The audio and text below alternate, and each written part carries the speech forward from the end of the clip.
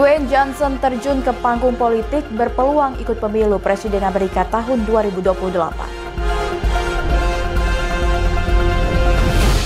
Kawanan rampok terjebak toko penuh asap kabur tanpa bawa hasil curian.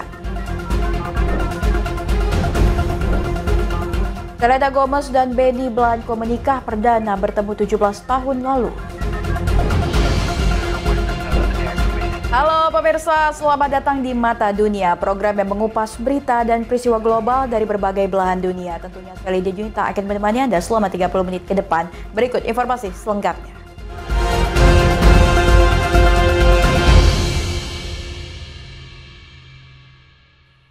Pemirsa, mantan Wakil Presiden Amerika Serikat Kamala Harris mempromosikan buku karyanya berjudul 107 Days. Saat mempromosikan buku berisi kampanye, Kamala Harris mengikuti pemilu Presiden Amerika Serikat tahun 2024.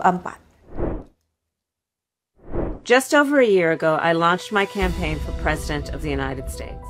Belakangan ini, mantan Wakil Presiden Amerika Serikat Kamala Harris disibukkan dengan mempromosikan buku hasil karya berjudul 107 Days.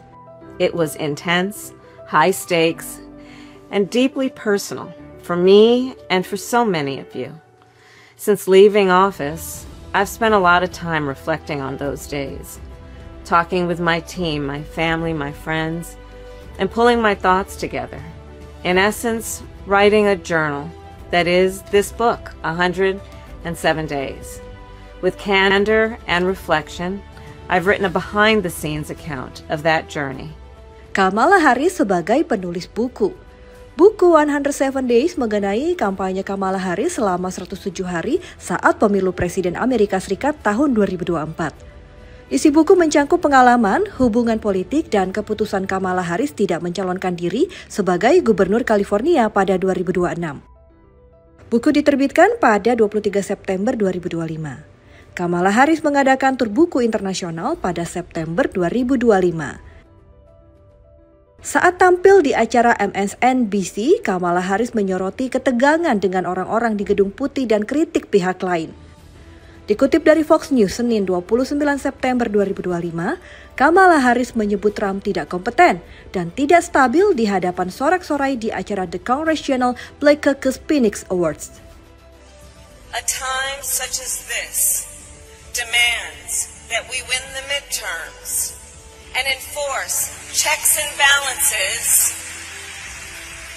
on this unchecked, incompetent, unhinged president. Aktor sekaligus mantan pegulat Dwayne Johnson mengungkapkan beberapa partai politik mendekatinya pada tahun lalu, mengajaknya ikut sebagai calon Presiden Amerika Serikat. Belakangan ini kembali mencuat Dwayne Johnson ikut serta pemilu Presiden tahun 2028. Lantas apakah lelaki dengan julukan The Rock mau menerima pinangan menjadi pemimpin negara? Aktor sekaligus mantan pegulat Dwayne Johnson mengungkapkan sejumlah partai politik mendekatinya pada pemilu Presiden Amerika Serikat pada tahun 2024. Mereka menanyakan apakah ia bersedia mencalonkan diri sebagai Presiden Amerika Serikat setelah survei menunjukkan 46% warga Amerika akan mendukung kampanyenya di Amerika Serikat. Pada September 2025, spekulasi kembali muncul ketika peluang Dwayne Johnson atau biasa dipanggil The Rock memenangkan pemilu Presiden 2028 tercantum di platform taruhan. Hingga saat ini Dwayne Johnson belum secara resmi mengumumkan pencalonannya dalam jabatan politik apapun.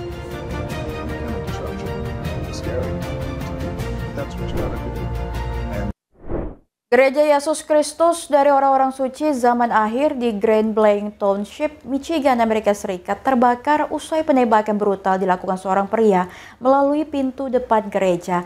Insiden ini menewaskan 4 orang dan 8 korban luka. Seorang pria melakukan penembakan massal di Gereja Yesus Kristus dari Orang-orang Suci Zaman Akhir di Grand Blanc, Michigan, Amerika Serikat pada Minggu siang 28 September 2025 waktu setempat. Pria berusia 40 tahun mengemudikan kendaraan truk pick-up melalui pintu depan dan menembaki jemaat berada dalam gereja. Penembak membawa bom lalu diledakkan membuat gedung gereja terbakar. Penembak ditembak mati. 4 korban tewas dan 8 orang terluka. Demikian laporan Fox News Senin 29 September 2025. Gubernur Michigan Gretchen Whitmer mengecam tindakan kekerasan di tempat ibadah.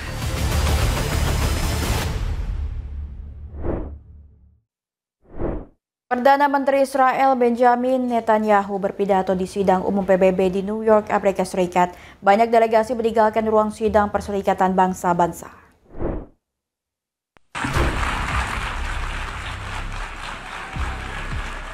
Perdana Menteri Israel Benjamin Netanyahu berpidato di sidang umum PBB di New York, Amerika Serikat pada Jumat pagi 26 September 2025 waktu setempat. Kehadirannya di podium disambut negatif. Puluhan delegasi di sidang umum PBB keluar dari ruangan. Please order in the hall.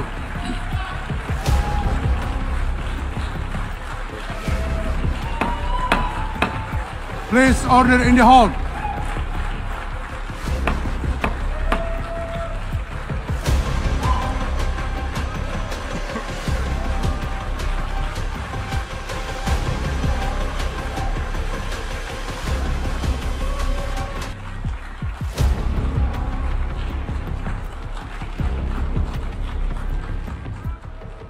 Mereka memilih walk out. Delegasi tetap bertahan saat Netanyahu berpidato, di antaranya Amerika Serikat dan Guinea. Dikutip dari Channel News Asia, Senin 29 September 2025 dalam pidatonya, Netanyahu menanggapi dengan nada paling keras negara-negara seperti Prancis, Inggris, Australia, dan Kanada yang baru-baru ini mengakui kedaulatan Palestina, memperdalam isolasi internasional Israel menangani perang hampir 2 tahun melawan militan Hamas di Gaza. Please order in the hall. Pemirsa, informasi berita lainnya tentunya kami akan sajikan usai jeda berikut ini. Tetaplah bersama kami di Mata Dunia.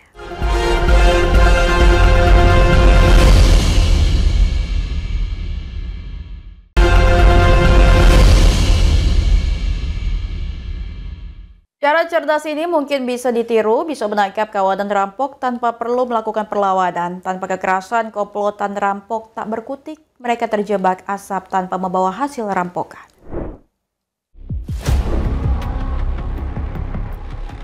Sebuah video pendek diunggah Wolt pada Minggu 28 September 2025 menampilkan kawanan rampok menyatroni sebuah toko perhiasan.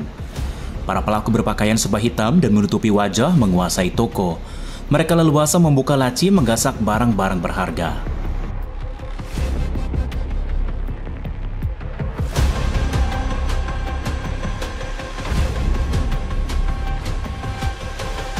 Tak berapa lama, asap muncul dan dalam hitungan detik mengisi ruangan. Dilaporkan para kriminal meninggalkan lokasi, melarikan diri tanpa membawa apa-apa.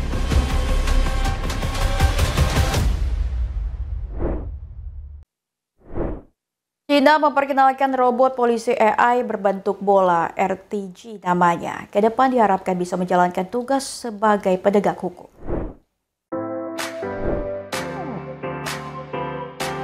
China atau Tiongkok memperkenalkan robot polisi berbentuk bola bertenaga AI bernama RTG atau Rotunbot. Robot polisi ini dikembangkan Logon Technology, bertugas patroli dan menegakkan hukum.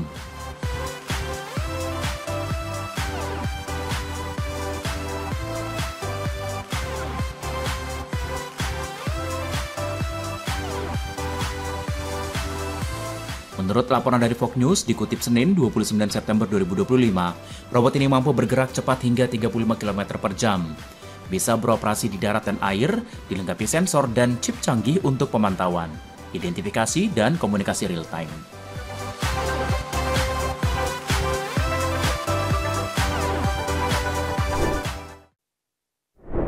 Pemirsa, seorang pria berhasil selamat dari serangga beruang yang berusaha mengejarnya di Rusia. Pria itu lolos dari maut dengan cara melompat ke dalam mobil. Momen tersebut terekam kamera pengintai CCTV.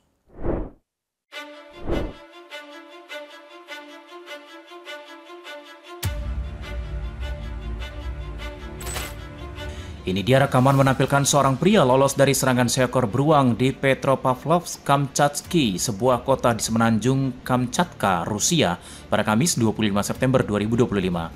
Terlihat pria berdiri di belakang mobil. Tak jauh darinya seekor beruang sedang berjalan, keduanya bertemu pandang. Pria tersebut melompat membuka pintu mobil dan bersembunyi. Beruang memukul dan mencakar mobil. Beruang meninggalkan goresan sebelum meninggalkan lokasi.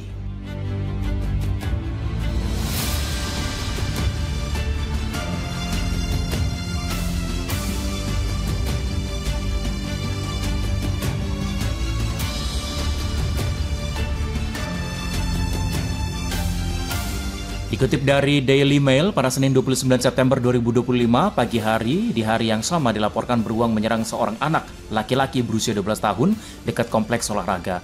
Korban mengalami luka di pelipis dan lutut, mendapat perawatan medis. Tak lama setelah itu, beruang tersebut menyerang perempuan lansia berusia 84 tahun di luar sekolah. Korban kemudian meninggal dunia.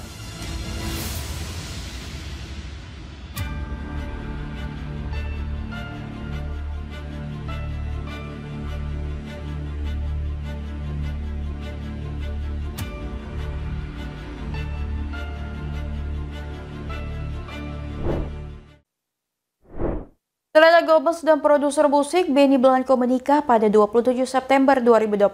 Keduanya berpacaran sejak Juli 2023. Sebelum memutuskan menjalin hubungan spesial, Gomez dan Blanco pertama kali bertemu pada 17 tahun yang lalu.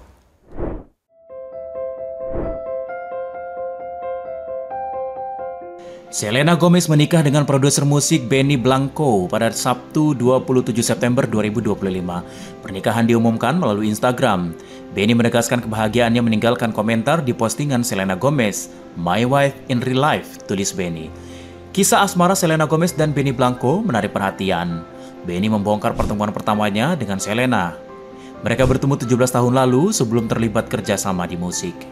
Keduanya merilis lagu single Soon, dikerjakan bersama pada pertengahan tahun 2023.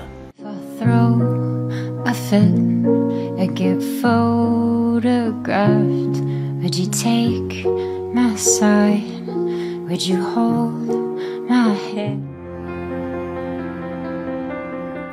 Keduanya berpacaran pada Juli 2023.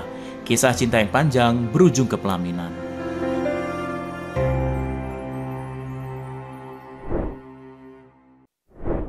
Pemirsa, informasi berita lainnya tentunya kami akan sajikan spesial untuk Anda. Tetap saksikan Mata Dunia.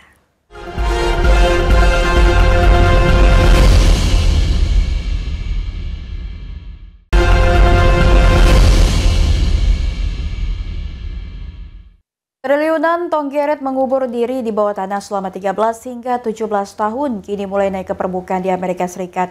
Kawasan Barat Tengah atau Midwest dan Tenggara alias Southwest akan menjadi saksi fenomena alam langka ini. Setelah berada di bawah tanah selama 13 atau 17 tahun, Tonggeret yang di Amerika disebut cicada muncul ketika suhu tanah mencapai sekitar 17 derajat Celcius.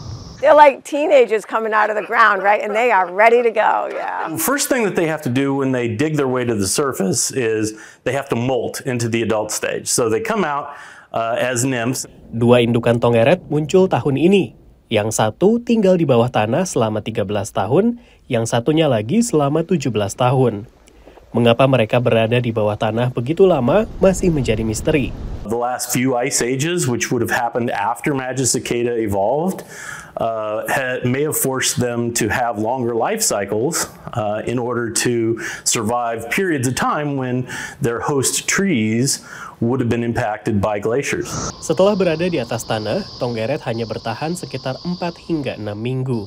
Di Amerika Serikat bagian barat tengah seperti Illinois dan Iowa, serta tenggara seperti South Carolina dan Georgia. The southern states and the central U.S. is going to be hardest hit. They will have trillions of cicadas there. Setelah 4 atau 5 hari, kawin massal dimulai. Tonggeret jantan berkumpul di pohon dan mulai bernyanyi untuk menarik perhatian Tonggeret betina, yang akan menentukan pilihannya. She will flick her wings and he will mate her, and once she's mated, he inserts what's called a copulatory plug, which plugs the female so that other males can't mate with her. But then he gets to go on and find other females to mate with. Yang betina segera mulai membuat celah kecil pada batang pohon untuk bertelur antara 400 hingga 600 butir sebelum mati. Nimfa yang menetas akan turun dan menggali ke bawah tanah. Mereka akan memakan getah dari akar pohon selama 13 atau 17 tahun ke depan, hingga tiba waktunya untuk bangkit kembali. Siklus Tongeret tahun ini bersejarah karena dua kelompok ini, yakni Brood 13 dan Brood 19, terakhir kali bertemu 2 abad yang lalu, yakni 1803. Generasi penerus dari dua indukan ini baru akan kembali bertemu pada tahun 2245. Dari Washington DC, saya Rio Tuasikal dan tim VOA. Konsultan Grandview Research dan Future Market Insights secara terpisah memperkirakan industri ikan hias di Amerika Serikat bernilai sekitar 1,5 miliar dolar. Sebagian besar konsumen membeli ikan air tawar lebih mudah dipelihara dan dibudidayakan. Jack adalah seorang penggemar ikan hias di negara bagian Rhode Island yang memiliki sebuah akuarium air laut. You can learn everything you need to know in life from watching an aquarium. Because every personality you'll ever meet, there are animals and fish that share those different personalities. Berbeda dari ikan hias air tawar yang telah dibudidayakan secara komersial, hampir seluruh ikan hias air laut diperoleh dari laut lepas dan diimpor ke Amerika Serikat. Tak semuanya bisa bertahan berjam-jam di perjalanan. Because sometimes they have to send those bags for 24, 48 hours. You have to make sure that whoever's on the other end is putting their time and their work into it and they know what they're doing. Salah satu negara pengekspor terbesar adalah Indonesia. Di sini pun lewat trial and error, pembudidaya ikan air laut mulai mengembang biakan ikan yang ditangkap dari laut lepas. Jadi harus semua tempat betul, pakan betul, air betul, suhu betul, sanitasi betul, kualiti pakan cukup tinggi, ya harus semua tempat betul, tidak kena penyakit. Harus semua tempat betul baru bisa. Kadang-kadang ya hasil, ya kadang-kadang ya enggak. Ya jadi cuma coba one by one.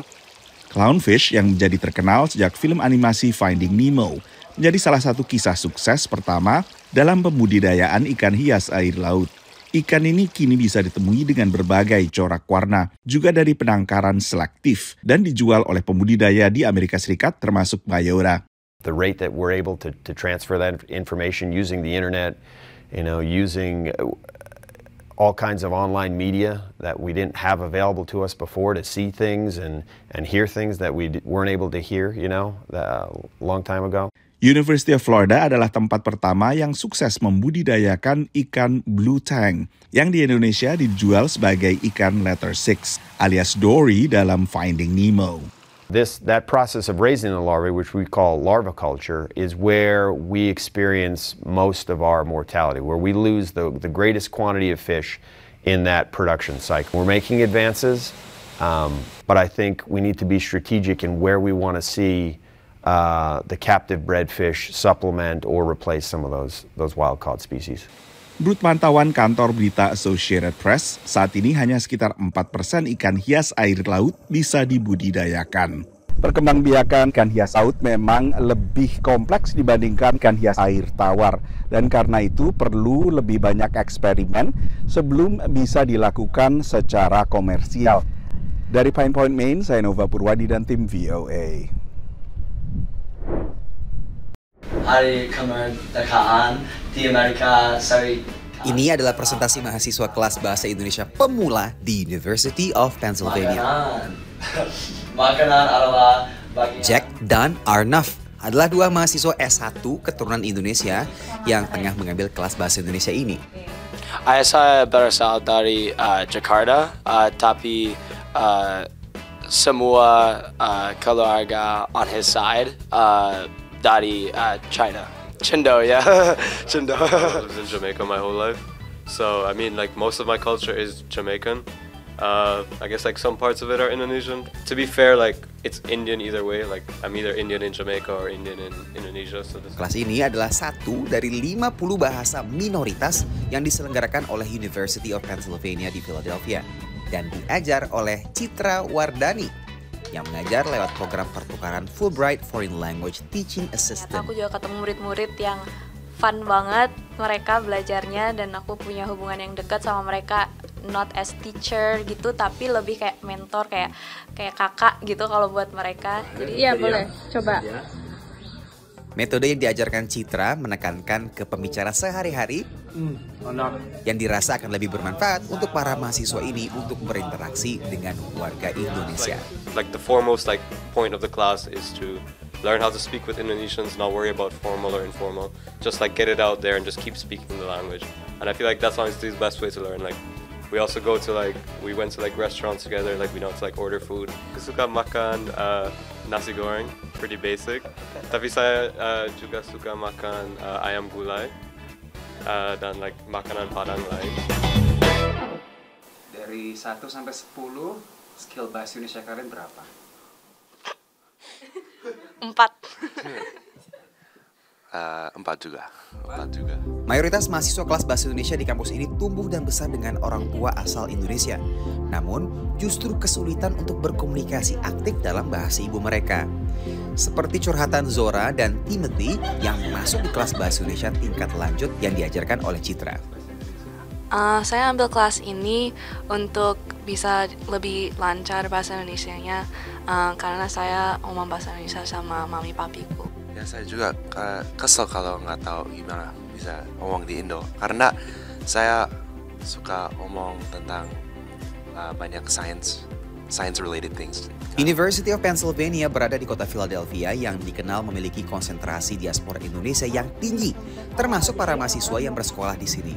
Kepiawaian bahasa Indonesia imigran Indonesia generasi kedua umumnya memudar, namun budaya dan nilainya masih tetap bertahan. Mungkin kalau untuk yang orang tuanya orang Indonesia itu masih lumayan dekat ya, jadi mereka bisa relate kalau misalnya orang Indonesia basa-basinya itu straightforward banget ya, nanya udah punya pacar, udah gede ya masih inget tante nggak ya, kalau kayak gitu mereka ngerti. Cuman mereka juga paham kalau waktu orang Indonesia misalnya kasih pendapat suka muter-muter nih ngomong, tapi kalau lagi basa-basi straightforward banget. Bagi para murid Citra, belajar bahasa Indonesia tak sekadar mengejar nilai, namun juga untuk kembali mengenal dan mempertahankan budaya kampung halaman orang tuanya. Dari Philadelphia, Randy Wicaksana, VOA. Pemirsa, demikian Mata Dunia kali ini. Terus ikuti informasi lainnya hanya di Berita Nasional TV. Saya Lydia Junita beserta kurir bertugas mohon pamit undur diri. Terima kasih dan sampai jumpa.